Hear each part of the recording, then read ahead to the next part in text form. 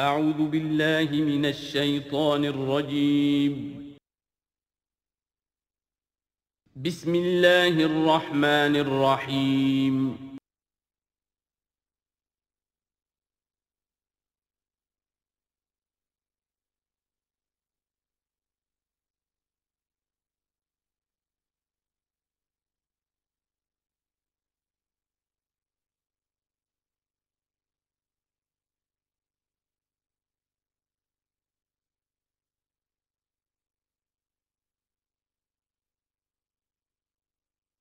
الحمدللہ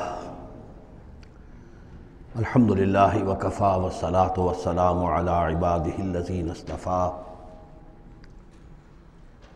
خصوصاً علی افضلہم وخاتم النبیین محمد الامین وعلی آلہ وصحبہ اجمعین. اما بعد فقد قال اللہ تبارک وتعالی کما ورد فی سورۃ الحج: اعوذ باللہ من الشیطان الرجیم، بسم اللہ الرحمن الرحیم. ان اللہ یدافع عن الذین آمنوا ان اللہ لا يحب كل خوان کفور. اذن للذین یقاتلون بانہم ظلموا وان اللہ علی نصرہم لقدیر. الذين اخرجوا من ديارهم بغير حق الا ان يقولوا ربنا الله ولولا دفع الله الناس بعضهم ببعض لهدمت صوامع وبيع وصلوات ومساجد يذكر فيها اسم الله كثيرا ولينصرن الله من ينصره ان الله لقوي عزيز. الذين إن مكناهم في الأرض أقاموا الصلاة وآتوا الزكاة وأمروا بالمعروف ونهوا عن المنكر ولله عاقبة الأمور. صدق الله العظيم. رب اشرح لي صدري ويسر لي أمري واحلل عقدة من لساني يفقهوا قولي. اللهم ربنا الہمنا رشدنا واعذنا من شرور انفسنا. اللهم ارنا الحق حقا وارزقنا اتباعه وارنا الباطل باطلا وارزقنا اجتنابه. اللهم وفقنا لما تحب وترضى. اللهم ربنا آنس وحشتنا في قبورنا وارحمنا بالقرآن العظيم. اللهم اجعله لنا إماما ونورا وهدى ورحمة. اللهم ذكرنا منه ما نسينا وعلمنا منه ما جهلنا وارزقنا تلاوته آناء الليل وآناء النهار واجعله لنا حجة يا رب العالمين آمین. یہ بات میں عرض کر چکا ہوں کہ سورہ حج کے بعض مضامین بہت مشابہ ہیں سورہ بقرہ سے. اس سورہ مبارکہ کے بارے میں بعض حضرات کی رائے یہ ہے کہ یہ مدنی ہے، لیکن صحیح بات یہی ہے کہ یہ مکی صورت ہے. البتہ اس میں کچھ آیات ایسی ہیں کہ جو مدنی بھی ان کو قرار دیا جا سکتا ہے، اور ایک روایت جو حضرت عبداللہ ابن عباس رضی اللہ تعالی عنہما کی مجھے مل گئی ہے وہ یہ ہے کہ وہ اثناء سفر ہجرت میں نازل ہوئی، اور اس وقت ہمیں اب انہی آیات کا مطالعہ کرنا ہے. یہ آیات یوں سمجھیے کہ نبی اکرم صلی اللہ علیہ وسلم کی وہ جد و جہد اور آپ کی دعوت اور تحریک جو ہے اس میں ایک بڑے ٹرننگ پوائنٹ کو ریپرزنٹ کر رہی ہیں. یہ ایک بڑا فیصلہ کن موڑ ہے آپ کی جد و جہد میں. یہ مشابہت ذہن میں رکھیے کہ سورہ بقرہ میں بھی جہاں 23ویں رکوع میں تقریباً وسط ہے سورہ بقرہ کا، جس طرح یہ وسط ہے سورہ حج کا، وہاں بھی 23ویں رکوع میں رمضان مبارک اور روزے کی حکمتیں اور اس کے احکام کا بیان ہوا. 24ویں رکوع سے قتال فی سبیل اللہ اور اس کے ساتھ ہی حج کے دو جو رکوع ہیں مناسک حج پر مشتمل ہیں. یہاں پر بھی آپ دیکھیے کہ مناسک حج پر 2 رکوع مشتمل تھے اور اس کے فوراً بعد قتال کی بات ہو رہی ہے. بڑا گہرا ربط ہے ان دونوں کے اندر، اس لیے کہ قتال فی سبیل اللہ کا جو سب سے پہلا ہدف تھا وہ یہی تھا کہ توحید کا مرکز کعبۃ اللہ، جو اصل میں خدا واحد کی عبادت کے لیے بنایا گیا تھا، اس وقت وہ مشرکین کے تسلط میں ہے اور انہوں نے اسے شرک کا اڈہ بنایا ہوا ہے. تو گویا کہ اب پہلا جو فرض منصبی ہے امت مسلمہ کا وہ یہ ہے کہ اس مرکز توحید کو مشرکین کے تسلط سے واگزار کرا کے اسے واقعتاً توحید ہی کا مرکز بنا دیا جائے۔ اس اعتبار سے ظاہر بات ہے کہ جنگ ناگزیر ہے۔ یہ صرف وعظ سے ہونے والا کام تو نہیں تھا، اس کے لیے تو ظاہر بات ہے کہ طاقت کا استعمال ناگزیر تھا۔ اسی لیے مناسک حج کے ذکر کی فوراً بعد اب یہ تذکرہ ہو رہا ہے۔ یہ آیات میرے خیال میں اثناء سفر ہجرت میں نازل ہوئی ہیں۔ فرمایا ان اللہ یدافع عن الذین آمنوا، اللہ تعالیٰ مدافعت کرے گا اہل ایمان کی طرف سے۔ یعنی اب جو نیا دور شروع ہو رہا ہے جس میں کہ آرمڈ کانفلکٹ ہوگا، مسلح تصادم ہوگا، تو مسلمان اور اہل ایمان اپنے آپ کو اکیلا نہ سمجھے، بلکہ ان کی پشت پر اللہ ہے۔ ان کی طرف سے دفاع کرنے کے لیے اللہ تعالیٰ جو ہے وہ ان کی نصرت فرمائے گا۔ ان اللہ یدافع عن الذین آمنوا ان اللہ لا یحب کل خوان کفور، اللہ تعالیٰ کو بالکل پسند نہیں ہے یہ لوگ جو بہت خیانت کرنے والے ہیں اور ناشکرے ہیں۔ یہ کون ہیں؟ یہ قریش مکہ کہ جنہوں نے ایک طرف خیانت کی انتہا کر دی کہ توحید کے مرکز کو شرک کا اڈا بنا دیا۔ یہ امانت تھی ان کے پاس حضرت اسماعیل اور حضرت ابراہیم علیہ السلام کی، اور یہ تو اس لیے تعبیر کیا گیا تھا ربنا لیقیموا الصلاۃ، اور حضرت ابراہیم نے دعا کی تھی وجنبنی وبنی ان نعبد الاصنام، لیکن ان لوگوں نے خیانت کی ہے، ان کی وراثت کے اندر صحیح طرز عمل اختیار نہیں کیا بلکہ خیانت کی روش اختیار کی، اور کفور ہیں، بہت ناشکرے ہیں، اس لیے کہ اس گھر کی وجہ سے انہیں یہ حیثیت حاصل ہے کہ یہ مرکزی شہر بنا ہوا ہے پورے جزیرہ نما عرب کا۔ اس گھر کی وجہ سے انہیں ان کے قافلوں کو تحفظ حاصل ہے کہ ان کے اوپر کوئی حملہ نہیں کرتا، اور مشرق اور مغرب کی جو ٹریڈ ہے اس کے گویا کہ یہ ایک طرح سے پروپرائٹری ان کے پاس حقوق آ گئے، ایکسکلوسیو پروپرائٹری رائٹس، کہ ظاہر بات ہے کوئی اور قافلہ بچ کر جا نہیں سکتا قبائلی ریڈ سے اور حملے سے اور لوٹ مار سے، اور قریش کے قافلے کے اوپر کوئی حملہ کر نہیں سکتا، اسے کوئی چھو نہیں سکتا۔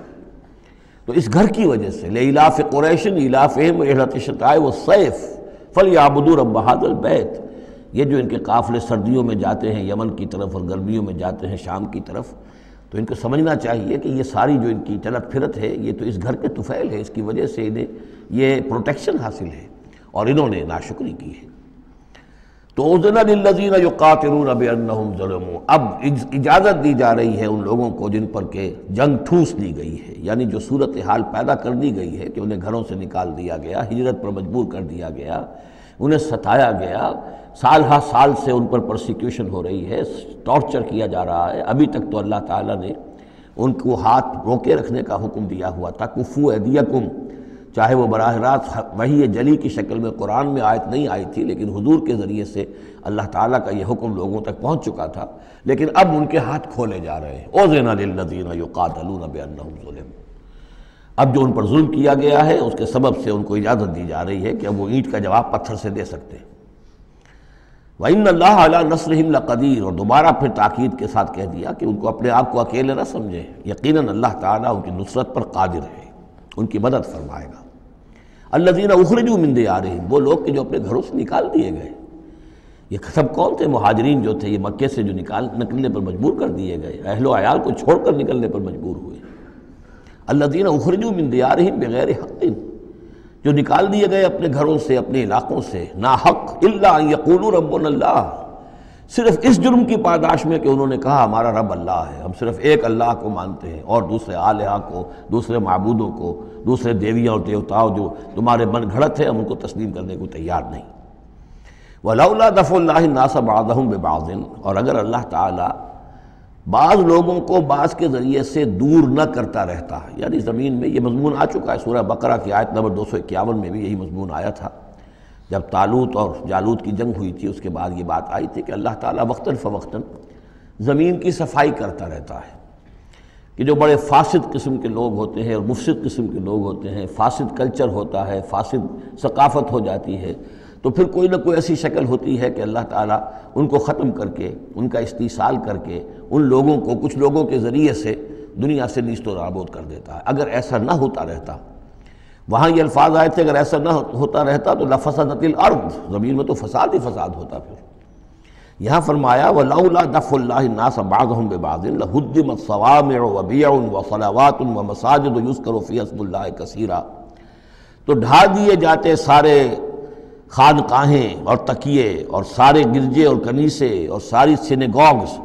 صلوتا یہ عربی زبان کا لفظ ہے، صلاۃ ہی سے ہے، یہ عربی، اور جیسا کہ میں نے عرض کیا ہے بارہا، عبرانی اور عربی زبان جو ہے یہ عبرانی زبان کا لفظ ہے صلوتا، اور عربی اور عبرانی جو ہیں یا تو سگی بہنیں ہیں کسی ایک ہی زبان کی، یہ دونوں نکلی ہوئی شاخیں ہیں، اور یا یہ کہ عبرانی ماں ہے اور عربی اس کی بیٹی ہے، یہ ان کے درمیان رشتہ ہے۔ صلاۃ کا لفظ جو عربی میں آیا ہے اور قرآن مجید میں صلوتا یہ وہاں پر بھی موجود تھا۔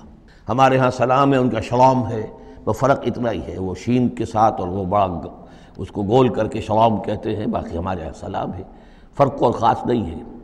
ان کا جو یوم کپور ہے وہ یوم کفارہ ہے، یوم یوں کا تو یوں یوم کی طرح ہے، کپور پے اور فے، جیسا کہ میں نے آپ کو بتایا تھا ذوالکفل میں پے فے کی جگہ ہو جاتی ہے، تو یوم کپور ہے ان کے ہاں، یوم کفارہ۔ تو یہ تقریباً تمام جو اصطلاحات ہیں وہ بہت ایک دوسرے کے قریب ہیں۔ تو اگر ایسا نہ ہوتا کہ اللہ تعالیٰ کچھ لوگوں کے ذریعے سے اس دنیا سے نیست و نابود کرتا رہتا، تو پھر تو یہ کہ کوئی عبادت گاہیں دنیا میں قائم ہی نہ رہتی۔ ظاہر بات ہے اپنے اپنے وقت میں یہ تمام عبادت گاہیں خدا واحد کی عبادت کے لیے بنائی گئی تھیں، ومساجد، اور مسجدیں، یذکر فیہا اسم اللہ کثیرا، جن میں کہ اللہ تعالیٰ کا نام کثرت سے لیا جائے۔ وَلَيَنصُرَنَّ اللَّهُ مَن يَنصُرُهُ، یہ بہت اہم ہے یہ آیت کا ٹکڑا، اور یہ ہر شخص کو یاد کر لینا چاہیے۔ لازماً اللہ مدد کرے گا ان کی جو اس کی مدد کرتے ہیں، اس میں زیادہ زور ہے وَلَيَنصُرَنَّ اللَّهُ۔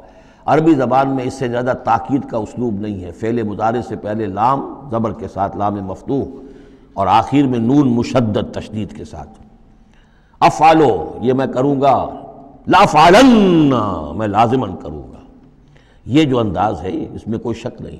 وَلَيَنصُرَنَّ اللَّهُ مَن يَنصُرُهُ، لیکن دوسری بات یہ آئی کہ ظاہر بات ہے کہ یک طرفہ معاملہ نہیں ہے، تم اللہ کی مدد کرو گے تو اللہ تمہاری مدد کرے گا۔ تم اللہ کے باغیوں کے ساتھ دوستیوں کی پیگیں بڑھاؤ، اللہ کے دشمنوں کے ساتھ تمہاری جو ہے وفاداریاں ہوں، اور تم چاہو کہ اللہ تمہاری مدد کرے، یہ تو انہونی بات ہے۔ جیسے سورہ بقرہ میں ہم نے دیکھا تھا فَاذْكُرُونِی أَذْكُرْكُم، تم مجھے یاد رکھو میں تمہیں یاد رکھوں گا۔ اسی طرح وَلَيَنصُرَنَّ اللَّهُ مَن يَنصُرُهُ، لازماً اللہ مدد کرے گا ان کی۔ اسی سورہ مبارکہ میں ہم دیکھ چکے ہیں کہ اس کا یقین ہونا چاہیے بندہ مومن کو، اور یہ یقین اس کا بہت بڑا سہارا بنتا ہے، اس کے صبر کا اور ثبات کا اور استقامت کا۔ ورنہ یہ کہ اگر اس یقین، اس اللہ کی مدد کی امید کی رسی کو وہ کاٹ دے تو پھر اس کے لیے کوئی سہارا نہیں رہے گا۔ ان اللہ لقوی عزیز، اور پھر یہ کہ اللہ جو مدد کا وعدہ کر رہا ہے تو اللہ کوئی کمزور تو نہیں ہے، قوی ہے، زبردست ہے، توانا ہے، عزیز ہے، زبردست ہے۔ الذین ان مکناہم فی الارض، وہ لوگ کہ جنہیں اگر ہم زمین میں تمکن عطا کر دیں، یہ وہی لفظ ہے کذالک مکننا لیوسف، سورہ یوسف میں 2 مرتبہ ہم پڑھ چکے ہیں۔ الذین ان مکناہم فی الارض، وہ لوگ کہ جنہیں اگر ہم زمین میں تمکن، قدرت، طاقت، غلبہ، حکومت، استیلاء عطا کر دیں تو وہ کیا کریں گے؟ اقاموا الصلاۃ، پہلا کام ہے نماز قائم کریں گے۔ یہی کام حضور نے کیا، جاتے ہی سب سے پہلے جمعہ قائم کیا، اور پھر یہ کہ مسجد نبوی کی تعمیر کی، پہلا کام۔ وآتوا الزکوٰۃ، زکوٰۃ ادا کریں گے، آتوا الزکوٰۃ، اور دیں زکوٰۃ، اقاموا الصلاۃ وآتوا الزکوٰۃ، اور دیں گے وہ زکوٰۃ، اور یہ کہ زکوٰۃ کا نظام قائم کیا جائے تاکہ جو بھی معاشرے کے اندر پسماندہ طبقے کے پاس جن کے ہاں احتیاج ہے ان کا بھی کفالت کا بندوبست ہو۔ وَأَمَرُوا بِالْمَعْرُوفِ، اور وہ نیکی کا حکم دیں گے، وَنَہَوْا عَنِ الْمُنکَرِ، اور بدی سے روکیں گے، وَلِلَّهِ عَاقِبَةُ الْأُمُورِ، اور تمام معاملات کا بالکل آخری انجام تو ہے تو وہ تو ظاہر ہے کہ اللہ ہی کے ہاتھ میں ہے، اللہ کے قبضہ قدرت میں ہے۔ اس کو ہم یہ کہہ سکتے ہیں ایک اعتبار سے کہ گویا یہ نبی اکرم صلی اللہ علیہ وسلم کا مینیفیسٹو تھا۔ مینیفیسٹو ایک تو ہمارا آج کا تصور ہے کہ انتخابات میں جو پارٹیاں حصہ لیتی ہیں وہ اپنا اپنا پروگرام دیتی ہیں، لیکن اس سے علیحدہ کر دیجئے۔ لیکن چونکہ حضور، اگر یہ روایت صحیح ہے کہ یہ آیات نازل ہوئی ہیں جبکہ حضور تشریف لے جا رہے ہیں مکے سے مدینہ کی طرف ہجرت کے سفر پر، تو اللہ کے علم میں ہے کہ اب آپ کا جو وہاں داخلہ ہونے والا ہے وہ تو ہوگا ایک بے تاج بادشاہ کی حیثیت سے، جاتے ہی آپ کو وہاں اللہ تعالیٰ کی طرف سے اختیار اور اقتدار مل جائے گا۔ تو جب یہ صورت ہوگی تو کیا کریں گے؟ یہ ان کی پرائرٹیز کیا ہوں گی؟ تو جیسے کہ جماعتیں کہا کرتی ہیں کہ ہماری حکومت بنے گی تو ہم یہ کریں گے، تو گویا کہ یہ ہے وہ ہمیشہ کے لیے اہل ایمان کا جو سمجھیے کہ اللہ تعالیٰ کی طرف سے دیا ہوا ان کا مینیفیسٹو ہے، الذین ان مکناہم فی الارض اقاموا الصلاۃ وآتوا الزکاۃ وامروا بالمعروف ونہوا عن المنکر وللہ عاقبۃ الامور۔ یہ آیات خاص ہیں۔ اب دیکھیے پھر وہی جو مکی صورتوں کا مضمون ہوتا ہے بالکل انداز جو ہے وہ بدل جائے گا۔ یہ آیات ہیں اثناء سفر ہجرت کی، یا ہو سکتا ہے کہ مدینہ پہنچ کر نازل ہوئی ہوں، لیکن یہ مکی صورت میں رکھ دی گئی ہیں مناسبت کے اعتبار سے کہ جہاں حج کے یہ افعال بیان ہو رہے مناسک حج، اس کے ساتھ ہی ان کو شامل کر دیا گیا۔ اب وہی جو عام مکی مضامین ہیں مکی صورتوں کے وہ شروع ہو جائیں گے۔ وَإِن يُكَذِّبُوكَ فَقَدْ كَذَّبَتْ قَبْلَهُمْ قَوْمُ نُوحٍ وَعَادٌ وَثَمُودُ۔ اور اے نبی اگر یہ آپ کو جھٹلا رہے ہیں تو آپ سے پہلے بھی جھٹلایا ہے قوم نوح نے، قوم عاد نے، قوم سمود نے، قوم ابراہیم و قوم لوط، ابراہیم کی قوم نے اور لوط کی قوم نے، واصحاب مدین اور مدین والوں نے، وکذب موسیٰ اور موسیٰ کی بھی تکذیب کی گئی تھی، فاملیت للکافرین، تو میں نے کافروں کو کچھ ڈھیل دی، مہلت دی، ان کی رسی دراز کی، ثم اخذتہم، پھر میں نے ان کو پکڑ لیا، فکیف کان نکیر، تو میری پکڑ کیسی رہی، کیا حشر ہوا قوم نوح کا اور قوم ہود کا اور قوم صالح کا۔ ان تمام اقوام کے جو حالات ہیں وہ قرآن مجید میں بار بار آ چکے ہیں۔ فَكَأَيٍّ مِّن قَرْيَةٍ أَهْلَكْنَاهَا، تو کتنی ہی ایسی بستیاں ہیں، آبادیاں ہیں جن کو ہم نے ہلاک کیا، وَهِيَ ظَالِمَةٌ، اور ہلاک یوں ہی نہیں کر دیا، وہ ظالم تھی، گناہ گار تھی، ان میں گناہ اتنا پھیل گیا تھا، شرک اور کفر کا اتنا دورہ ہو گیا تھا کہ گویا کہ وہ ایسے ہی تھا جیسے انسانی جسم کا کوئی حصہ اگر گل جائے تو اس کو کاٹ دینے ہی میں عافیت ہے، ورنہ پورے جسم کے لیے وہ چیز جو ہے وہ مضر ہوگی۔ ایمپوٹیشن ہو جاتی ہے، ہاتھ کا، آرم کا ایمپوٹیشن ہو گیا، پیر کا ایمپوٹیشن کر دیا گیا کہ اتنا گل سڑ گیا ہے کہ یہاں سے متعفن مواد جو ہے اگر خون میں جذب ہو کر پورے جسم میں جائے گا تو پوری جان جو ہے اس کی ہلاکت کا اندیشہ ہے۔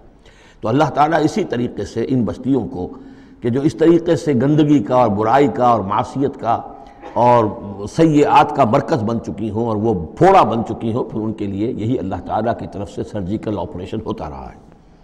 فَكَأَيٍّ مِّن قَرْيَةٍ أَهْلَكْنَاهَا فَهِيَ ظَالِمَةٌ فَهِيَ خَاوِيَةٌ عَلَىٰ عُرُوشِهَا، وہ گری پڑی ہوئی ہیں اپنی چھتوں کے بل پر۔ وَبِئْرٍ مُعَطَّلَةٍ، کتنے ہی کنویں ہیں کہ جو اب بند پڑے ہوئے ہیں، بڑی محنت سے لوگوں نے اپنے اپنے زمانوں میں کھودے ہوں گے، ان سے پانی پینے والے لوگ ہوں گے یا جمگھٹے رہا کرتے ہوں گے لوگوں کے، اب معطل پڑے ہوئے ہیں۔ وَقَصْرٍ مَشِيدٍ، کتنے ہی محل ہیں جو ان میں بڑی گچکاری کی گئی ہے، بہت انہیں مضبوط بنایا گیا ہے۔ اب جاؤ الحمرا کو دیکھ لو، کبھی مسلمان حکومت کیا کرتے تھے، غرناطہ میں جاؤ اور دیکھو الحمرا محل کیسا ہے، جاؤ اور قرطبہ کی مسجد کو دیکھو کہ جہاں کوئی سجدہ کرنے والا نہیں ہے، کسی کو سجدے کی اجازت نہیں ہے۔ افلم یسیروا فی الارض، تو کیا یہ لوگ زمین میں گھومے پھرے نہیں ہیں، فتکون لہم قلوب یعقلون بہا، تو ہوتے ان کے دل جن سے یہ سمجھتے اور بات کو کی تہ تک پہنچتے۔ تو یہ جو لفظ قلب کے ساتھ عقل آیا ہے، اب اس کو اچھی طرح سمجھ لیجئے، چونکہ یہ بات میری تو آپ کے سامنے آ چکی ہے کہ میرے نزدیک انسان ایک مرکب وجود کا حامل ہے۔ اس کا ایک وجود حیوانی ہے، خالص حیوانی اور مکمل حیوان اور اعلیٰ ترین حیوان۔ انسان اعلیٰ ترین حیوان ہے، تمام حیوانوں میں سب سے افضل ہے، اور اس میں وہ ساری فیکلٹیز ہیں کہ جو حیوانات میں بھی ہوتی ہیں، لیکن اس کا ایک روحانی وجود ہے، وہ مکمل وجود ہے، انڈیپینڈنٹ ہے، بالکل اس حیوانی وجود سے ایک علیحدہ اور مستقل بذات وجود ہے۔ یہ دونوں کیسے جڑے ہوئے ہیں یہ ہم نہیں جانتے۔ وہ تو ہمیں یہ بھی معلوم نہیں کہ انسانی جسم میں جان کہاں ہے، کچھ پتہ نہیں، کہاں دل میں ہے کہیں ہے، تو دل تو بدل دیتے ہیں لوگ، پھر بھی وہ جان تو وہی کی وہی رہتی ہے۔ اب تو جو کچھ ہو رہا ہے آپ کو معلوم ہے، تو جان کہاں ہے، کس چیز سے متعلق، دماغ سے متعلق ہے، دل سے متعلق، کہاں سے متعلق؟ تو لائف ہی کو ہم نہیں جانتے، تو لائف سے آگے روح کا تعلق کس طور سے ہے ہم کیا جان سکتے ہیں؟ ہست رب الناس رابع جان الناس، اتصال بے تکیف بے قیاس، یہ متصل ہے، یہ جو روحانی وجود ہے اور حیوانی وجود ہے یہ متصل ہے، ملے ہوئے تو ہیں، لیکن یہ اتصال ایسا ہے بے تکیف بے قیاس، نہ اس کی کیفیت معلوم ہو سکتی ہے، نہ اس کو کسی اور چیز پر قیاس کیا جا سکتا ہے، لیکن ہے دو علیحدہ وجود۔ ایک وجود پہلے پیدا کیا گیا تھا، کما خلقناکم اول مرہ، دوسرا وجود اس عالم خلق کے اندر آتا ہے، اور ان میں سے ہر ایک کی، دونوں کی اپنی اپنی عقل ہے۔ روح کی اپنی عقل ہے، روح کی اپنی آنکھ ہے، روح کے اپنے کان ہیں، اور جسم کے حیوانی وجود کے اپنی آنکھیں ہیں، اپنے کان ہیں، اپنی عقل ہے۔ تو ان السمع والبصر والفؤاد، یہ حیوانی یہ گویا کہ انسان کے جو حیوانی ذرائع علم ہیں وہ یہ ہیں جن کے بارے میں گفتگو سورہ بنی اسرائیل کی اس آیت کے حوالے سے میں تفصیلاً کر چکا ہوں، ان السمع والبصر والفؤاد کل اولئک کان عنہ مسئولا۔ لیکن انسان کے اندر جو یہ روح ہے یہ دیکھتی بھی ہے، یہ سنتی بھی ہے، اس کے اپنے کان ہیں، وہ غیر مرئی کان ہیں، غیر مرئی آنکھیں ہیں، لیکن اس کی اپنی عقل ہے۔ اب یہاں دیکھیے یہ دونوں چیزیں واضح ہو جائیں گی۔ فَتَكُونَ لَهُمْ قُلُوبٌ يَعْقِلُونَ بِهَا، تو ہوتے ان کے دل کہ جن سے یہ بات سمجھتے، او آذان یسمعون بها، یا ہوتے کان جن سے یہ سنتے، فإنها لا تعمل ابصار ولكن تعمل قلوب التي في الصدور، اس لیے کہ آنکھیں اندھی نہیں ہوا کرتی، دل اندھے ہو جاتے ہیں جو سینوں کے اندر ہے۔ یہ کون سا اندھاپا ہے؟ ابو جہل اندھا تھا کس اعتبار سے؟ ابو لہب اندھا تھا کس اعتبار سے؟ ولید بن مغیرہ اندھا تھا کس اعتبار سے؟ ان کی آنکھیں تو اندھی نہیں تھی، ان کے دل اندھے ہو گئے تھے، ان کی روحیں اندھی ہو گئی تھی، ان کے اوپر اپنی دنیاوی اغراض، اپنی ضد، اپنی ہٹ دھرمی اور اپنے تکبر اور اپنے جو بھی ان کے اندر عصبیتیں تھیں، اس کی وجہ سے اس طریقے سے ان کے اوپر پٹیاں پڑ چکی تھی کہ وہ روح نہ دیکھتی تھی نہ سنتی تھی۔ تو یہ ہے اصل میں یہ معاملہ، فَإِنَّهَا لَا تَعْمَلْ أَبْصَارُ، ایک ہے آنکھیں اندھی، لیکن ہو سکتا ہے اس کا دل جو ہے وہ دوسروں سے کہیں زیادہ دیکھنے والا ہو، لیکن یہ کہ آنکھوں کا اندھا ہونا اتنا بڑی بات نہیں جتنا دل کا اندھا ہونا۔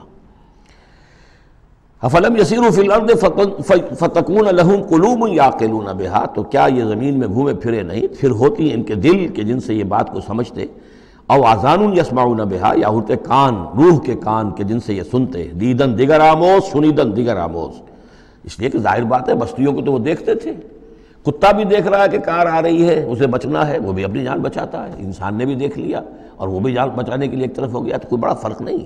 یہ حیوانی جو دیکھنا ہے وہ تو دیکھنا ہے، لیکن انسان کا دیکھنا کچھ اور ہے۔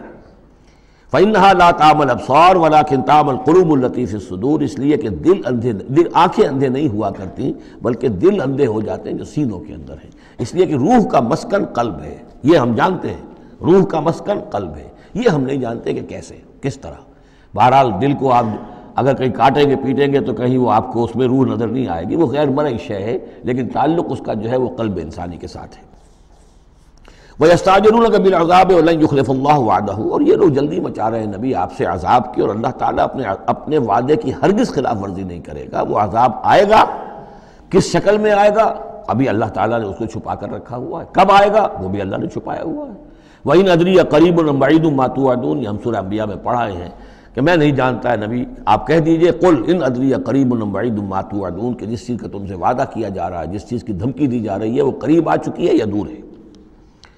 وَإِنَّ يَوْمًا عِندَ رَبِّكَ كَأَلْفِ سَنَةٍ مِّمَّا تَعُدُّونَ، اور یقیناً ایک دن آپ کے رب کے نزدیک 1000 برس کا ہے اس حساب سے جو تم تعداد جانتے ہو۔ انسانی عام حساب سے جو 1000 برس ہے، دنیا کا ہمارا حساب سے وہ در حقیقت اللہ کا ایک دن ہے۔ یہ مضمون چونکہ قرآن مجید میں پھر سورہ سجدہ میں پھر آئے گا، 2 مرتبہ آیا، تو یہ مضمون یوں سمجھیے کہ یہ محکمات میں سے، یہ متشابہات میں سے نہیں ہے، بات بالکل پختہ ہے اور واضح ہے۔ یدبر الامر من السماء الى الارض ثم يعرج الیہ فی یوم کان مقدارہ 1000 سنۃ مما تعدون، تو اللہ تعالیٰ کی جو تدبیر امر ہے، وہی جو 3 کام ابتدائی جو شاہ ولی اللہ دہلوی رحمۃ اللہ علیہ کی تصنیف حجت اللہ البالغہ کے حوالے سے میں بتا چکا ہوں، ابداع، خلق اور تدبیر، تدبیر تیسرا کام ہے۔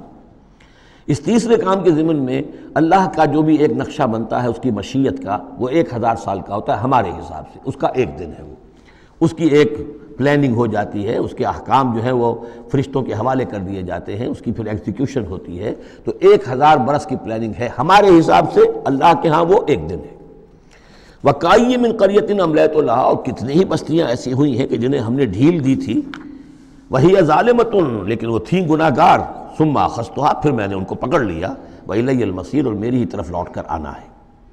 قُلْ يَا أَيُّهَا النَّاسُ إِنَّمَا أَنَا لَكُمْ نَذِيرٌ مُّبِينٌ، کہہ دیجئے اے نبی، اے لوگو، میں ہوں ایک خبردار کرنے والا، صاف صاف تمہارے لیے ایک خبردار کرنے والا آیا ہوں، ڈرانے والا آیا ہوں، بتا دینے والا ہوں کہ یہ مراحل زندگی کے آنے والے ہیں۔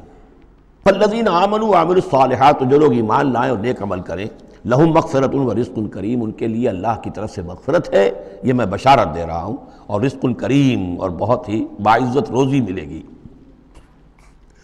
والذین سعوا فی آیاتنا معاجزین، اور جو لوگ ہماری آیات کے بارے میں تگ و دو کریں گے کہ انہیں کسی طریقے سے فیل کر دیں، ناکام کر دیں، غیر مؤثر کر دیں، ان آیات کو پھیلنے نہ دیں، اولئک اصحاب الجحیم، تو یہ وہ لوگ ہیں کہ جو جہنم والے ہیں۔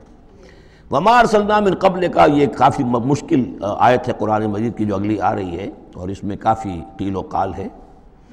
وما ارسلنا من قبلک من رسول ولا نبی الا اذا تمنى القى الشیطان فی امنیتہ، اور نہیں بھیجا ہم نے آپ سے پہلے بھی کوئی رسول، اے نبی صلی اللہ علیہ وسلم، نہ کوئی رسول نہ نبی، الا اذا تمنا، مگر یہ کہ جب اس نے خود کوئی خیال باندھا، کوئی پلاننگ کی، کوئی نقشہ بنایا اپنے کام کا۔ ایک تو یہ کہ اللہ کی طرف سے ہدایت آ رہی کہ اب یہ کیجئے، اب یہ کیجئے، اب یہ کیجئے، ظاہر بات ہے کہ اس میں تو کسی خطا کا کوئی امکان ہی نہیں، وہی چاہے وہ وحی جلی ہو اور چاہے وحی خفی ہو، نبی کے لیے وحی جلی وحی خفی دونوں محفوظ ہیں۔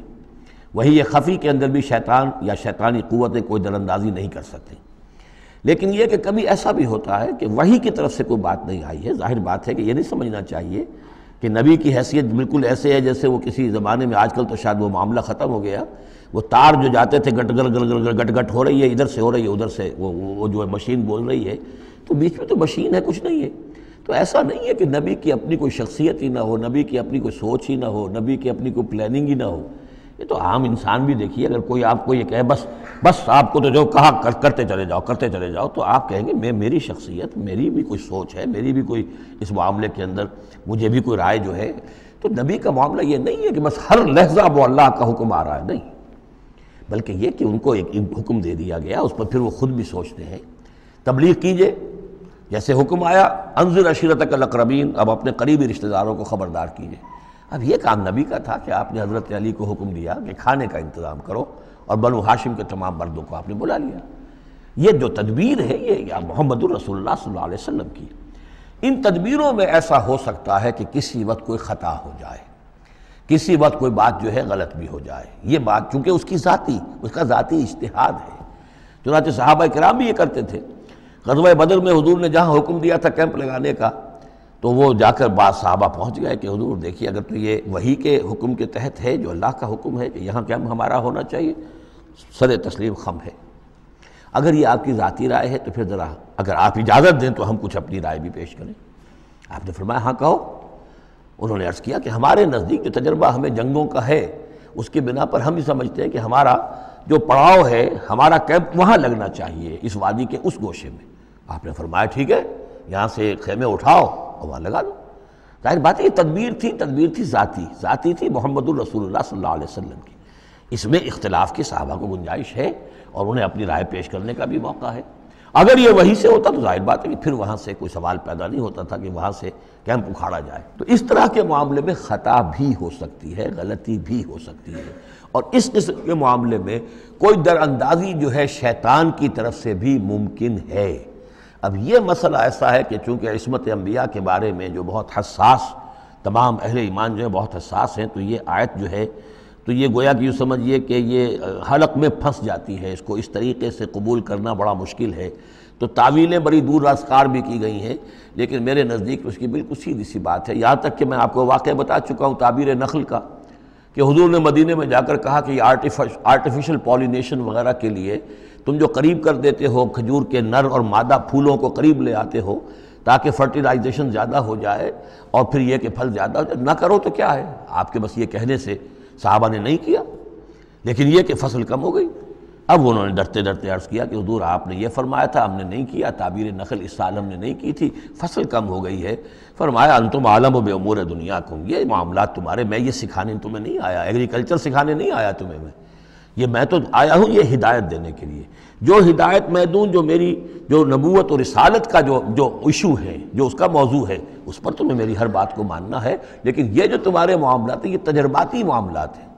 اب دیکھیے تجرباتی، چونکہ وہ تجربہ تھا انہیں، وہ کرتے تھے، زراعت کرتے تھے، اور انہیں یہ اندازہ ہو گیا تھا کہ ایسا ہو تو اس سے یہ کہ پھل زیادہ ہوتا ہے، تو تجربے پر تھا، اور تجربے ہی کی بنیاد پر سائنس ہے۔ پوری سائنس کیا ہے؟ ایکسپیریمنٹیشن ہے نا، اسی کے اوپر تو یہ سائنس ڈیولپ ہوئی ہے۔ ان چیزوں کو جو ہے وہ اس سے خارج سمجھیے، اس میں کوئی تعلق جو ہے دین کا اس سے نہیں ہے۔ انتم عالم بامور دنیاکم، تم اپنے ان دنیاوی معاملات کو جو تجربے پر جس کا دار و مدار و نثار ہے مجھ سے بہتر جانتے ہو۔ یہ حدیث ہے بخاری شریف کی الحمدللہ، اللہ تعالیٰ ان پر لاکھوں نعمتیں اور اپنی رحمت نازل فرمائے، یہ چیزیں محفوظ رہ گئی ہیں ہمارے لیے، تبھی تو ہمارے لیے کچھ کہنے کا اور بولنے کا موقع ہے۔ تو فرمایا انتم عالم بامور دنیا کو۔ اسی طریقے کا مسئلہ یہ ہے وما ارسلنا من قبلک من رسول ولا نبی الا اذا تمنا، جب وہ کوئی اپنی سکیم بناتے ہیں، اپنی پلاننگ کرتے ہیں، القى الشیطان فی امنیتہ، تو شیطان ان کے خیال میں کچھ ڈال دیتا ہے۔ امنیہ کہتے ہیں تمنا، آرزو۔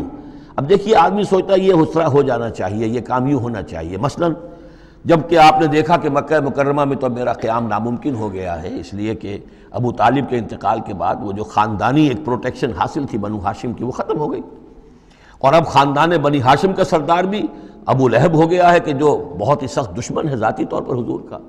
تو پھر آپ نے سوچا اب کیا کروں، کس طرح جاؤں، کدھر دیکھوں، کسے آواز دوں؟ تو آپ نے طائف کا سفر کیا، لیکن یہ کہ وہاں پہ آپ جو ہے ناکام وہاں سے آنا پڑا، وہاں کوئی آپ کو ریسپانس نہیں ملی، بلکہ زندگی کا سخت ترین دن جو ہے حضرت عائشہ صدیقہ رضی اللہ تعالیٰ عنہ کی روایت موجود ہے، ان کے ہوش کے دوران تو سمجھیے کہ غزوہ احد کا دن سخت ترین تھا، تو انہوں نے کبھی پوچھ لیا کہ حضور آپ پر احد کے دن سے بھی سخت دن کوئی گزرا ہے؟ آپ نے فرمایا ہاں، طائف کا دن مجھ پر اس سے کہیں زیادہ سخت تھا، وہ سختی ہوئی حضور پر۔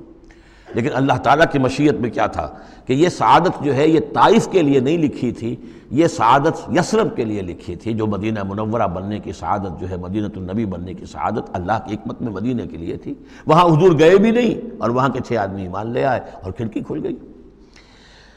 وما ارسلنا من قبلک من رسول ولا نبی الا اذا تمنا القى الشیطان فی امنیتہ فینسخ اللہ ما یلقی الشیطان، پھر اللہ منسوخ کر دیتا ہے، ختم کر دیتا ہے اس چیز کو کہ جو شیطان نے ڈالا ہوتا ہے۔ ثم یحکم اللہ آیاتہ، پھر اللہ تعالیٰ اپنے فیصلوں کو پختہ کر دیتا ہے۔ یہاں آیت جو ہے آیات ہی فیصلوں کے معنی میں ہے۔ واللہ علیم الحکیم، اور اللہ سب کو جاننے والا کمال حکمت والا ہے۔ یہ توجیہ ہے میرے نزدیک، اور یہ قریب ترین ہے اس توجیہ سے کہ جو موضح القرآن میں شاہ عبد القادر رحمۃ اللہ علیہ ان کی طرف سے ہے، تو اس حوالے سے واقعہ یہ ہے کہ مجھے اس پر کافی اطمینان ہے۔ لِيَجْعَلَ مَا يُلْقِي الشَّيْطَانُ فِتْنَةً لِلَّذِينَ فِي قُلُوبِهِم مَرَضٌ، اور اس میں بھی اللہ کی ایک حکمت ہے کہ شیطان کی طرف سے جو کوئی آمیزش ہو جاتی ہے کسی وقت اس قسم کے معاملات میں، تو اس کو اللہ تعالیٰ فتنہ بنا دیتا ہے ان لوگوں کے لیے جن کے دلوں میں مرض ہوتا ہے، روگ ہوتا ہے، وَالْقَاسِيَةِ قُلُوبُهُمْ، اور جن کے دل سخت ہو چکے ہوتے ہیں۔ وَإِنَّ الظَّالِمِينَ لَفِي شِقَاقٍ بَعِيدٍ، اور یقیناً ظالم جو ہیں وہ تو یقیناً مخالفت میں اور دشمنی میں بہت دور جا چکے ہیں۔ وَلِيَعْلَمَ الَّذِينَ أُوتُوا الْعِلْمَ، اور یہ تاکہ جان لے وہ لوگ کہ جنہیں علم دیا گیا تھا، انہ الحق من ربک، کہ یہ سب حق ہے آپ کے رب کی طرف سے۔ پھر جو بھی آخری فیصلہ اللہ کا آتا ہے اس پر پورا انشراح ہو جاتا ہے۔ فیؤمنوا بہ، تو وہ اس پر ایمان رکھتے ہیں، فتخبت لہ قلوبہم، اور اس پر ان کے دل جو ہے وہ اللہ کے سامنے جھک جاتے ہیں۔ وَإِنَّ اللَّهَ لَهَادِ الَّذِينَ آمَنُوا إِلَىٰ صِرَاطٍ مُسْتَقِيمٍ، اور یقیناً اللہ تعالیٰ ہدایت دینے والا ہے ان کو جو ایمان لائیں سیدھے راستے کی طرف۔ یعنی کبھی اس طرح کی کوئی غلطی ہو بھی جائے، ایبریشنز جس کو ہم کہیں گے، ذرا کہیں ہو بھی جائے تو اللہ تعالیٰ پھر راستہ سیدھا کر دیتا ہے اور پھر ان کے رخ کو بالکل صحیح سمت میں موڑ دیتا ہے۔ وَلَا يَزَالُ الَّذِينَ كَفَرُوا فِي مِرْيَةٍ مِّنْهُ، اور یہ لوگ جو کفر کر رہے ہیں ان کو تو یہ تو شک و شبہ ہی میں رہیں گے، ان کے شکوک و شبہات کبھی ختم ہونے والے نہیں ہیں۔ حَتَّىٰ تَأْتِيَهُمُ السَّاعَةُ بَغْتَةً، یہاں تک کہ یا تو قیامت آ دھمکے ان پر اچانک، اور یاتیہم عذاب یوم عقیم، یا پھر وہ عذاب جو ہے بانج دن کا، یعنی ایسا دن کہ جو خیر سے خالی ہوگا، بانج ہوگا، بانج دن یوم عقیم کا جو عذاب ہے وہ ان پر مسلط ہو جائے۔ الملک یومئذ للہ، اس دن راج ہوگا پھر صرف اللہ کا، کسی کے پاس کوئی اختیار نہیں ہوگا۔ یحکم بینہم، یعنی یہ کہ آج بھی راج تو اللہ ہی کا ہے، حکم اسی کا چل رہا ہے، لیکن یہ کہ پھر بھی کچھ نہ کچھ پردے پڑے ہوئے ہیں، کچھ نہ کچھ ڈرامے سے ہو رہے ہیں کہ یہاں یہ بادشاہ صاحب ہیں اور یہاں یہ سردار ہے قبیلے کا، کچھ نہ کچھ لوگوں کے نگاہوں کے اوپر پردے پڑے ہوئے ہیں، لیکن ایک دن آئے گا کہ وہ سب پردے اٹھ جائیں گے۔ لمن الملک اليوم للہ الواحد القہار، پکارا جائے گا آج کے دن کس کی بادشاہی ہے؟ اللہ کی جو واحد ہے، قہار ہے۔ یحکم بینہم، وہ ان کے مابین فیصلہ کرے گا۔ فالذین آمنوا وعملوا الصالحات فی جنات النعیم، تو جو لوگ ایمان لائے اور انہوں نے نیک عمل کیے ہوں گے وہ ہوں گے جنتوں میں، نعمتوں والے باغات میں۔ والذین کفروا وکذبوا بآیاتنا، اور وہ لوگ کہ جو کفر کی روش اختیار کریں اور ہماری آیت کو جھٹلائیں، فاولئک لہم عذاب مہین، تو ان کے لیے ہوگا اہانت آمیز رسوا کن عذاب۔ والذین ہاجروا فی سبیل اللہ، اب دیکھیے یہ ہجرت کا، چونکہ یہ بالکل یعنی مکی دور کے بالکل آخری زمانے کی یہ صورت ہے، بالکل متصل سمجھیے، جیسے کہ ہجرت کے متصلاً بعد سورہ بقرہ، ہجرت کے بالکل متصلاً قبل یہ سورہ حج۔ والذین ہاجروا فی سبیل اللہ ثم قتلوا، اور وہ لوگ جنہوں نے ہجرت کی اللہ کی راہ میں، پھر خواہ وہ قتل ہو گئے اور ماتوا، یا یہ کہ اپنی طبعی موت مر گئے، لَيَرْزُقَنَّهُمُ اللَّهُ رِزْقًا حَسَنًا، دونوں صورتوں میں اللہ تعالیٰ ان کو لازماً بہت رزق حسن عطا فرمائے گا۔ وَإِنَّ اللَّهَ لَهُوَ خَيْرُ الرَّازِقِينَ، اور یقیناً اللہ ہی ہے بہترین رزق دینے والا۔ لَيُدْخِلَنَّهُمْ مُدْخَلًا يَرْضَوْنَ، اور وہ لازماً داخل کرے گا انہیں ان جگہ، ان مقامات پر کہ جن سے وہ راضی ہو جائیں گے۔ وَإِنَّ اللَّهَ لَعَلِيمٌ حَلِيمٌ، اللہ تعالیٰ یقیناً علیم ہے، سب کچھ جاننے والا، اور حلیم ہے، تحمل والا ہے۔ ذَلِكَ وَمَنْ عَاقَبَ بِمِثْلِ مَا عُوقِبَ بِهِ، یہ تو ہے ہی، اور یہ کہ جو شخص زیادتی کرے، جس نے بدلہ لیا بِمِثْلِ مَا عُوقِبَ بِهِ، جیسا کہ اس پر زیادتی کی گئی تھی، جیسا کہ اس پر ظلم کیا گیا تھا، ثُمَّ بُغِيَ عَلَيْهِ، پھر اس پر مزید زیادتی کی جائے، لَيَنْصُرَنَّهُ اللَّهُ، اللہ تعالیٰ اس کی لازماً مدد کریں گے۔ یعنی جو زیادتیاں ہو چکی ہیں مسلمانوں پر، اب ان کا حق ہے کہ ان کا بدلہ لیں، پھر اگر ان کی طرف سے اضافی زیادتی اور ہوگی تو پھر اللہ تعالیٰ کی طرف سے ان کی مدد کا پختہ وعدہ ہے۔ ان اللہ لعفو غفور، یقیناً اللہ تعالیٰ عفو اور غفور ہے، معاف فرمانے والا، درگزر کرنے والا ہے۔ ذالک بان اللہ یولج اللیل فی النہار، اور یہ اس لیے ہے، یعنی یہ کہ اللہ تعالیٰ کا پورا یہ نظام کائنات کا اسی طرح چل رہا ہے، اسی عدل پر، انصاف پر۔ یہ نہ ہو تو جیسے کہ ابھی آیت آئی تھی کہ اگر ایک گروہ کو دوسرے گروہ کے ذریعے سے ہٹاتے نہ رہتے، نیست و نابود نہ کرتے رہتے، تو زمین میں فساد بچ جاتا۔ لَهُدِّمَتْ صَوَامِعُ وَبِيَعٌ وَصَلَوَاتٌ وَمَسَاجِدُ يُذْكَرُ فِيهَا اسْمُ اللَّهِ كَثِيرًا، اس طرح فرمایا کہ ہمارا ایک نظام ہے جو اس دنیا کا ہے، اس طرح کا ایک نظام جو ہے وہ آفاقی بھی ہے۔ ذَلِكَ بِأَنَّ اللَّهَ يُولِجُ اللَّيْلَ فِي النَّهَارِ، یہ اس لیے کہ اللہ تعالیٰ رات کو لے آتا ہے دن میں پروتا ہوا، وَيُولِجُ النَّهَارَ فِي اللَّيْلِ، اور دن کو لے آتا ہے رات میں پروتے ہوئے، وَأَنَّ اللَّهَ سَمِيعٌ بَصِيرٌ، اللہ سب کچھ سننے والا اور دیکھنے والا ہے۔ ذَلِكَ بِأَنَّ اللَّهَ هُوَ الْحَقُّ، یہ اس لیے کہ اللہ ہی حق ہے، ذات برحق، جس کا حق ہونا قطعی ہے، یقینی ہے۔ وَأَنَّ مَا يَدْعُونَ مِن دُونِهِ هُوَ الْبَاطِلُ، اور جس کو وہ پکار رہے ہیں اس کے سوا وہ سب باطل ہے، آدر ہوا ہے، ان کی کوئی حیثیت نہیں۔ وَأَنَّ اللَّهَ هُوَ الْعَلِيُّ الْكَبِيرُ، اور یہ کہ یقیناً اللہ تعالیٰ ہی ہے سب سے بلند و بالا اور سب سے بڑا۔ أَلَمْ تَرَ أَنَّ اللَّهَ أَنزَلَ مِنَ السَّمَاءِ مَاءً، کیا تم نے دیکھا نہیں کہ اللہ نے اتارا آسمان سے پانی، فَتُصْبِحُ الْأَرْضُ مُخْضَرَّةً، تو زمین سبز ہو جاتی ہے، سرسبزی شادابی نظر آتی ہے۔ ان اللہ لطیف الخبیر، یقیناً اللہ تعالیٰ بڑی ہی خفیہ تدبیریں کرنے والا اور ہر شے سے باخبر ہے۔ باریک بین بھی اس کے معنی ہے لطیف کے، اور خفیہ تدبیر کرنے والا۔ لہو ما فی السماوات و ما فی الارض، جو کچھ آسمانوں میں ہے وہ بھی اسی کا ہے، اور جو کچھ زمین میں ہے وہ بھی اسی کا ہے۔ وَإِنَّ اللَّهَ لَهُوَ الْغَنِيُّ الْحَمِيدُ، اور یقیناً اللہ تعالیٰ الغنی ہے، یعنی اسے کوئی احتیاج نہیں، الحمید ہے، اپنی ذات میں خود محمود ہے، ستودہ صفات ہے، اسے کسی حمد کی ضرورت نہیں۔ أَلَمْ تَرَ أَنَّ اللَّهَ سَخَّرَ لَكُم مَّا فِي الْأَرْضِ وَالْفُلْكَ تَجْرِي فِي الْبَحْرِ بِأَمْرِهِ، کیا تم نے دیکھا نہیں کہ اللہ تعالیٰ نے تمہارے لیے مسخر کر دیا ہے، تمہاری خدمت گزاری میں، تمہاری ضروریات کی بہم رسانی میں لگا دیا ہے ان سب چیزوں کو جو زمین میں ہے۔ والفلک، اور کشتی کو، تجری فی البحر بامرہ، جو چلتی ہے سمندر میں اور دریا میں اس کے حکم سے۔ ویمسک السماء ان تقع علی الارض، اور وہی ہے جو تھامے ہوئے آسمان کو کہ وہ گر نہ جائے زمین پر، الا باذنہ، مگر اس کے حکم سے۔ ان اللہ بالناس لرؤوف الرحیم، یقیناً اللہ تعالیٰ انسانوں کے حق میں بہت ہی شفیق ہے، نرمی کرنے والا ہے اور مہربان ہے۔ وَهُوَ الَّذِي أَحْيَاكُمْ، وہی ہے جس نے تمہیں زندہ کیا، یعنی پہلے تم مردہ تھے۔ سورہ بقرہ میں بھی آیت آپ دیکھ چکے ہیں، بالکل اس کے ہم وزن آ رہی ہے۔ كَيْفَ تَكْفُرُونَ بِاللَّهِ وَكُنتُمْ أَمْوَاتًا فَأَحْيَاكُمْ ثُمَّ يُمِيتُكُمْ ثُمَّ يُحْيِيكُمْ ثُمَّ إِلَيْهِ تُرْجَعُونَ۔ اب یہاں صرف یہ کہ کنتم امواتا کے الفاظ کو دوبارہ نہیں لائے، هُوَ الَّذِي أَحْيَاكُمْ ثُمَّ يُمِيتُكُمْ ثُمَّ يُحْيِيكُمْ، تم مردہ تھے پھر تمہیں زندہ کیا، پھر تمہیں موت دے گا، پھر زندہ کرے گا۔ مردہ تھے یعنی یہ ہمارا وہ دور ہے جبکہ روحانی عالم ارواح میں ہم سے عہد لینے کے بعد ہمیں سلا دیا گیا، الست بربکم، اس کے بعد کسی کولڈ سٹوریج کے اندر تمام ارواح کو رکھ دیا گیا۔ وہ ہماری پہلی موت تھی، پہلی نیند تھی جو ہم سوئے رہے، اس کے بعد جاگے ہیں تو اس عالم خلق کے اندر کسی رحم مادر کے اندر وہ روح جو ہے وہ لا کر ایک جنین کے ساتھ جوڑ دی گئی، یہ ہمارا احیاء اول ہو گیا۔ اس کے بعد پھر یہاں ہم رہیں گے تو یہ زندگی ہے دوسری، اور اس کے بعد جب موت ہوگی تو احیاء یہ اماتہ ثانی ہو جائے گا، پھر اللہ اٹھائے گا بعث بعد الموت، وہ احیاء ثانی ہو جائے گا۔ یہ سورہ غافر میں مضمون آئے گا، اس کا کلائمیکس جو ہے سورہ غافر میں ہے۔ وَهُوَ الَّذِي أَحْيَاكُمْ ثُمَّ يُمِيتُكُمْ ثُمَّ يُحْيِيكُمْ إِنَّ الْإِنسَانَ لَكَفُورٌ، یقیناً انسان جو ہے وہ ناشکرا ہے۔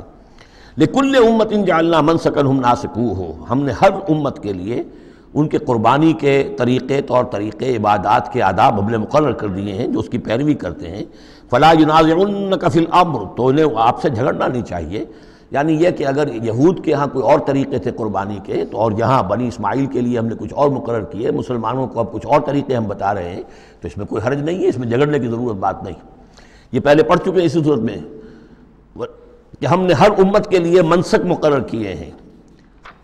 وَلِكُلِّ أُمَّةٍ جَعَلْنَا مَنْسَكًا لِيَذْكُرُوا اسْمَ اللَّهِ عَلَىٰ مَا رَزَقَهُم مِّن بَهِيمَةِ الْأَنْعَامِ فَإِلَٰهُكُمْ إِلَٰهٌ وَاحِدٌ فَلَهُ أَسْلِمُوا وَبَشِّرِ الْمُخْبِتِينَ۔ تو ہر قوم کے لیے، ہر امت کے لیے اللہ تعالیٰ نے قربانی کے قواعد و ضوابط بنائے، تو وہ اس کی پیروی کرتے ہیں۔ فَلَا يُنَازِعُنَّكَ فِي الْأَمْرِ، تو انہیں جھگڑنا نہیں چاہیے نبی آپ سے اس معاملے میں۔ وَادْعُ إِلَىٰ رَبِّكَ، اور اپنے رب کی طرف آپ بلاتے رہیے۔ إِنَّكَ لَعَلَىٰ هُدًى مُسْتَقِيمٍ، یقیناً آپ تو ہدایت کے، سیدھی ہدایت کے راستے پر ہیں۔ وَإِن جَادَلُوكَ، اور اگر یہ آپ سے جھگڑے، قُلِ اللَّهُ أَعْلَمُ بِمَا تَعْمَلُونَ، تو کہیے بھئی اللہ کو بہتر معلوم ہے جو آپ کر رہے ہیں، میں جو سمجھتا ہوں حق ہے، جو حق میرے پاس آئے میں اس کی پیروی کر رہا ہوں، آپ اگر اپنی جگہ سمجھتے ہیں کہ آپ زیادہ حق پر ہیں تو ٹھیک ہے، آپ جانیں، آپ کا رب جانے۔ اللہ یحکم بینکم یوم القیامہ، اللہ فیصلہ کر دے گا تمہارے مابین قیامت کے دن، فیما کنتم فیہ تختلفون، ان تمام چیزوں کے بارے میں جس میں تم اختلاف کرتے رہے تھے۔ الم تعلم ان اللہ یعلم ما فی السماء والارض، کیا تم جانتے نہیں کہ اللہ تعالیٰ جانتا ہے جو کچھ کہ ہے آسمان میں اور زمین میں۔ ان فی ذالک کتاب، اور یہ ایک کتاب میں لکھا ہوا ہے، یہ وہی ام الکتاب ہے، وہی اللہ تعالیٰ کے علم قدیم کی کتاب ہے۔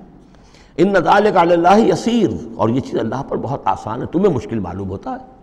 وَيَعْبُدُونَ مِن دُونِ اللَّهِ مَا لَمْ يُنَزِّلْ بِهِ سُلْطَانًا، اور وہ پوج رہے ہیں، پرستش کر رہے ہیں اللہ کے سوا ایسی چیزوں کی جس کے لیے کہ اللہ نے کوئی سند نہیں اتاری۔ یعنی اللہ کو تو ہم بھی مانتے ہیں، وہ بھی مانتے ہیں، اب اضافی جس کو وہ مانگ رہے ہیں تو اللہ کی طرف سے کوئی سند ہونی چاہیے ان کے لیے، تب تو درست ہے، اگر اللہ کی طرف سے سند نہیں ہے تو وہ بے بنیاد ہے۔ وَمَا لَيْسَ لَهُم بِهِ عِلْمٌ، نہ صرف کہ کوئی سند نہیں ہے، کوئی علم بھی نہیں ہے، کوئی معقول بات ہو، کوئی دلیل ہو، کوئی بنیاد ہو، کوئی منطق کے اندر، کوئی حقیقت کے اندر، بالکل بے بنیاد باتیں۔ وَمَا لِلظَّالِمِينَ مِن نَصِيرٍ، اور ایسے ظالموں کا کوئی مددگار نہیں ہوگا۔ وَإِذَا تُتْلَىٰ عَلَيْهِمْ آيَاتُنَا بَيِّنَاتٍ، اور جب ان کو سنائی جاتی ہیں پڑھ کر ہماری آیات بینات، تعرف فی وجوہ الذین کفروا المنکر، تو تم دیکھتے ہو کہ ان کافروں کے چہروں کے اندر سخت ناگواری کے آثار پیدا ہو جاتے ہیں، بجائے اس کے کہ وہ اللہ کی آیات سن کر ان کے دل کھل اٹھیں، ان کے اندر خوشی کی کیفیت پیدا ہو، انبساط پیدا ہو۔ ہمارے رب کا کلام ہے، تعرف فی وجوہ الذین کفروا المنکر، تم دیکھتے ہو بڑی ناگواری کے آثار ہیں۔ یکادون یسطون بالذین یتلون علیہم آیاتنا، ان قریب ہوتا ہے کہ پل پڑیں گے، وہ حملہ آور ہو جائیں گے، تکہ بوٹی کر دیں گے ان کی جو انہیں ہماری آیات پڑھ کر سنا رہے ہیں۔ قل افانبئکم بشر من ذالکم، ان سے کہیے تو کیا میں تمہیں بتاؤں جس قدر تمہیں ناگواری اس وقت ہو رہی ہے، تم پر بڑی سختی بیت رہی ہے اللہ کی آیات جو تمہیں سنائی جا رہی ہیں، کیا اس سے بھی زیادہ بری بات کون سی ہے بتاؤں؟ النار، وہ آگ جس کے کہ تم مستحق ہو رہے ہو اپنے اس کفر اور انکار کی وجہ سے۔ وعدہ اللہ الذین کفروا، اللہ نے وعدہ کیا ہے اس آگ کا کافروں سے، وبئس المصیر، وہ بہت ہی برا ٹھکانہ ہے۔ اب جو یہ آخری رکوع آ رہا ہے سورہ مبارکہ کا، اس کے ترجمے سے پہلے مجھے تھوڑی سی تمہیداً کچھ بات عرض کرنی ہے۔ یہ جو ایک دعوت رجوع القرآن کی ایک تحریک ہم نے شروع کی، اور الحمدللہ کہ میں اس میں اپنی زندگی کے لگ بھگ 35 برس اب صرف کر چکا ہوں، اور اسی کے پھر کوکھ سے تنظیم اسلامی اور تحریک خلافت نے جنم لیا ہے۔ اس دعوت رجوع القرآن کی جو بنیاد ہے اور جس کو کہ میں نے ذریعہ بنایا ہے قرآن مجید سے لوگوں کو متعارف کرانے کا، اور قرآن مجید کے ذریعے سے دین کے جامع تصور کو لوگوں کے سامنے پیش کرنے کا، اور قرآن مجید کے ذریعے سے دین کی طرف سے جو بنیادی فرائض ہم پر عائد ہوتے ہیں اس کا ایک جامع تصور دینے کا جو میں نے کام کیا ہے، اس کے لیے ذریعہ میں نے بنایا ہے ایک منتخب نصاب کو، مطالعہ قرآن حکیم کا منتخب نصاب۔ یہ جو منتخب نصاب ہے یہ تقریباً کل قرآن کے 1/15 حجم کے اندر یوں سمجھیے کہ 2 پاروں کے لگ بھگ ہے، مائنس پلس کم و بیش 2 پارے ہوں گے۔ تو اس میں ان آیات کو لیا گیا ہے کہ جن میں ایک تو یہ کہ دین کا جامع تصور بہت مختصر الفاظ میں سامنے آ جائے، اور جو فرائض دینی ہیں جس کا کہ ہم سے باز پرس ہونی ہے، جس کے بارے میں پوچھ گچھ ہونی ہے، تو اس کا صحیح تصور ہمیں معلوم ہے۔ کوئی نماز روزہ یہ تو فرض ہے، سب جانتے ہیں، اس کے علاوہ بھی کوئی چیز فرض ہے، کسی چیز کے بارے میں ہم مسئول ہیں، ذمہ داری ہماری ہے یا نہیں ہے۔ تو وہ جو منتخب نصاب ہے اس کے مختلف جو حصے ہیں، ہم کچھ حصوں سے گزرے ہیں، لیکن یہ میں آج سوچ رہا تھا کہ جیسے میں نے آپ کو بتایا تھا کہ حروف مقطعات کا معاملہ یہ ہے کہ 29 حروف ہیں یا 28 حروف ہیں عربی زبان کے الفابیٹس جو ہیں، شروع کے حصوں میں سے حروف میں سے بہت کم ہے جو حروف مقطعات میں آئے، اور آخری جو حصہ ہے اس کے تختی کے، اس کے بہت سے حروف ہیں، اکثر و بیشتر ہیں کہ جو حروف مقطعات میں آئے۔ تو یہ پہلی مرتبہ میرا ذہن ادھر گیا ہے کہ ہمارے اس منتخب نصاب میں بھی یہ چیز کوئی میرے پیش نظر نہیں تھی کہ جان بوجھ کر ایسا کیا ہو۔ زیادہ حصے اسباق وہی ہیں کہ جو نصف ثانی سے متعلق ہیں، بلکہ قرآن مجید کے آخری حصے سے زیادہ جو ہیں وہ اس میں مقامات اور آیات اور رکوع یا صورتیں شامل ہوئی ہیں۔ لیکن اس وقت اس کا تعارف میں یہ کرا رہا ہوں کہ اس کا ایک بڑا مرکزی درس ہے کہ جو اگلی جو یہ رکوع آ رہا ہے جو 6 آیات پر مشتمل ہے، یہ اس کا بڑا مرکزی درس ہے۔ یہ جو میرا منتخب نصاب ہے اس کے 6 حصے ہیں۔ نقطہ آغاز ہے سورۃ العصر، والعصر ان الانسان لفی خسر الا الذین آمنوا وعملوا الصالحات وتواصوا بالحق وتواصوا بالصبر۔ مختصر ترین صورت، جامع ترین صورت کہ انسان کی نجات کے یہ 4 لوازم ہیں: ایمان، عمل صالح، تواصی بالحق، تواصی بالصبر۔ پھر 3 اور مقامات ہم نے اس میں ایسے ہی جامع مقامات جس میں یہ چاروں چیزیں تقریباً بیان ہوئی ہیں وہ شامل کر کے وہ پہلا حصہ ہو گیا۔ اس کا ایک درس ہم گزر چکے ہیں سورہ بقرہ میں، آیت البر، اس کا درس نمبر 2 ہے۔ لیس البر ان تولوا وجوہکم قبل المشرق والمغرب، نیکی جو تم نے سمجھی ہوئی ہے، کسی نے کسی شے کو نیکی سمجھا ہوا، کسی نے کسی کو نیکی سمجھا ہوا ہے۔ اصل نیکی کیا ہے، پوری نیکی کیا ہے، نیکی کی روح کیا ہے، جڑ بنیاد کیا ہے، نیکی کے مظاہر کیا ہیں، ان مظاہر میں پھر اقدمیت کس چیز کی ہے، اولیت کس شے کی ہے، ثانوی درجے میں کون سی ہے، پھر چوٹی کیا ہے، سمم بونم کیا ہے، سب سے اونچا جو مقام ہے، جو مقام مطلوب ہے وہ کیا ہے۔ اسی طریقے سے پھر اس کا دوسرا حصہ جو ہے اس منتخب نصاب کا، اس میں کچھ ایمان سے متعلق مباحث ہیں۔ ایمان کن چیزوں کا نام ہے، کیسے ایمان وجود میں آتا ہے، تو اس میں سورہ فاتحہ بھی ہے، وہ بھی ہم پڑھ چکے ہیں، اور پھر سورہ آل عمران کا جو آخری رکوع کی آیات تھیں، ان فی خلق السماوات والارض واختلاف اللیل والنہار یہ بھی جو ہے لآیات لأولی الالباب۔ پھر یہ کہ ایک اور سبق اس کا وہ ہے جو اگلی جو صورت آج ہی ہم پڑھیں گے انشاءاللہ، سورہ نور کا جو 5واں رکوع ہے وہ بھی اس کا ایک سبق ہے۔ آج کے ہمارے اس حصے میں اصل میں 3 اسباق آ رہے ہیں کہ جو اس منتخب نصاب کے، اسی لیے میں نے مناسب سمجھا کہ اس منتخب نصاب کا آپ سے تعارف کرا دوں۔ پھر یہ تیسرا حصہ اس کا جو ہے وہ اعمال صالحہ، عمل صالح کی تفصیل کیا ہے، انفرادی سطح پر کیا عمل ہونا چاہیے، اجتماعی سطح پر کیا ہونا چاہیے، معاشرتی سطح پہ کیسے ہونا چاہیے، ریاستی سطح پر کیا ہونا چاہیے۔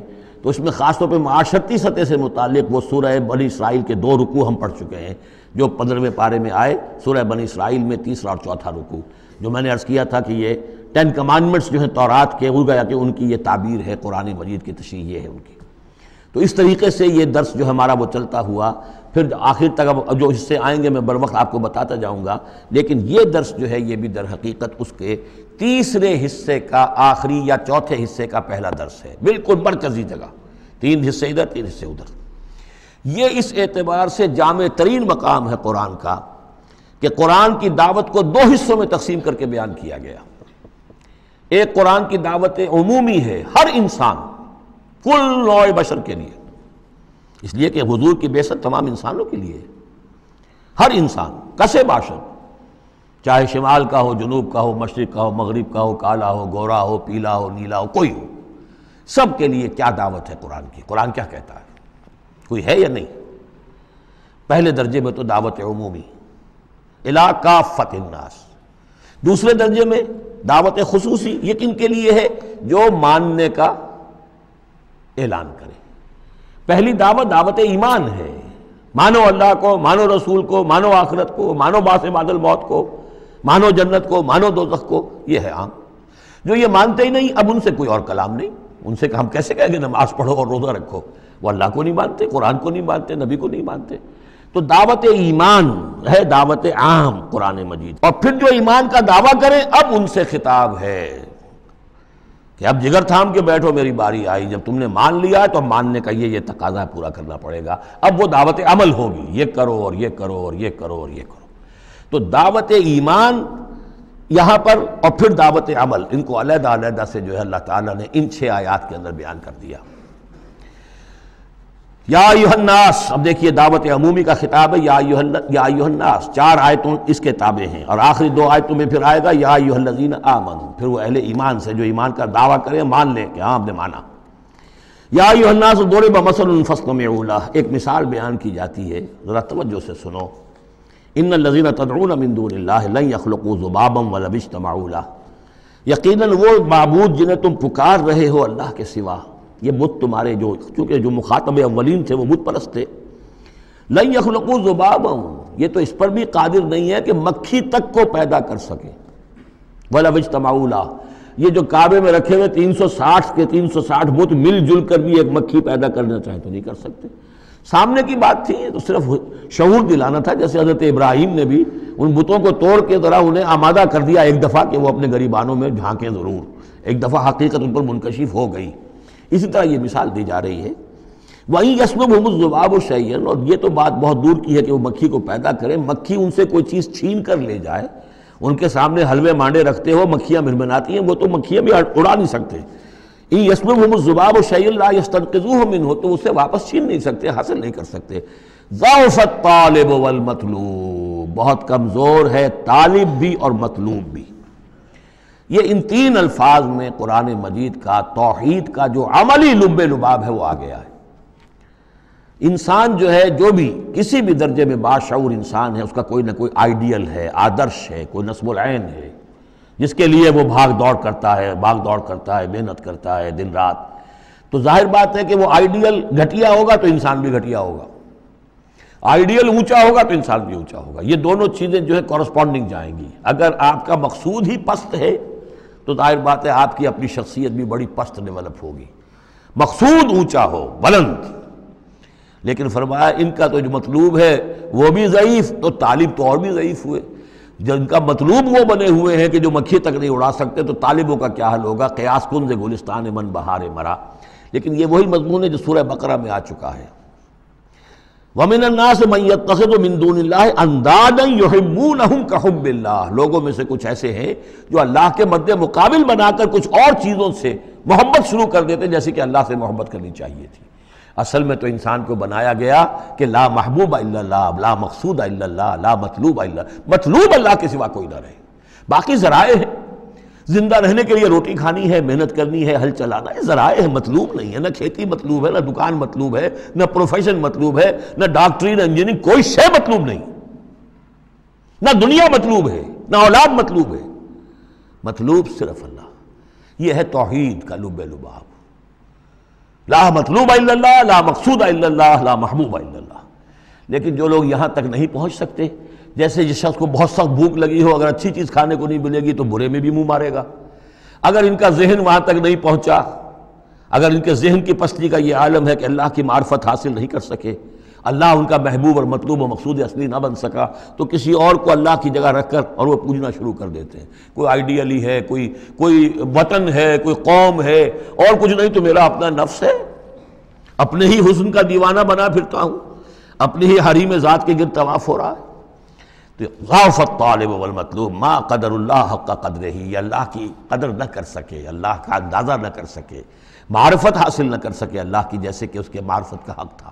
اللہ کو پہچان لیتے تو کسی اور سے کاہے کو لو لگاتے؟ حسین ترین کو اگر دیکھ لیں گے تو کمتر کو کون پھر پوچھے گا؟ تو دیکھ نہیں پائے ہیں جلال خداوندی کا کوئی نقشہ ان کے سامنے، جلال و جمال و کمال خداوندی کی کوئی جھلک نہیں دیکھ پائے، لہذا وہ عاشق بنے پھر رہے دنیا کے عروس ہزار داماد کے۔ ما قدر اللہ حق قدرہ ان اللہ لقوی عزیز، یقینا اللہ تعالیٰ قوی ہے، توانا ہے، طاقت والا ہے اور زبردست ہے۔ اللہ یصطفی من الملائکۃ رسلا ومن الناس، 2 آیتوں میں تو بات آ گئی توحید اور شرک کی، اب ایک آیت میں رسالت۔ اللہ چن لیتا ہے فرشتوں میں سے بھی اپنے پیغامبر اور انسانوں میں سے بھی۔ ان اللہ سمیع بصیر، اللہ سمیع اور بصیر ہے۔ ادھر سے چن لیا جبرائیل کو اور اپنی وحی دے دی، ادھر سے چن لیا محمد کو صلی اللہ علیہ وسلم اور جبریل سے کہا کہ محمد کو پہنچا دو تاکہ محمد اپنے ابنائے نو کو، انسانوں کو لوگ پہنچا دیں۔ تو یہ گویا کہ دو لنکس ہیں، ایک فرشتہ رسول ملک اور ایک رسول بشر، جبرائیل اور محمد صلی اللہ علیہ وسلم۔ ان اللہ سمیع بصیر، اللہ تعالیٰ سب کچھ سننے والا اور دیکھنے والا ہے۔ یعلم ما بین ایدیہم وما خلفہم، وہ جانتا ہے جو کچھ ان کے سامنے ہے اور جو کچھ ان کے پیچھے ہے۔ وإلی اللہ ترجع الامور، اور پھر تمام معاملات اللہ ہی کی طرف لوٹا دیے جائیں گے۔ یہ آخرت آ گئی، توحید، رسالت، آخرت، یہ ہے ثلاثی، یہ امور ثلاثہ ہیں جن پر ایمان کی دعوت، اور یہ دعوت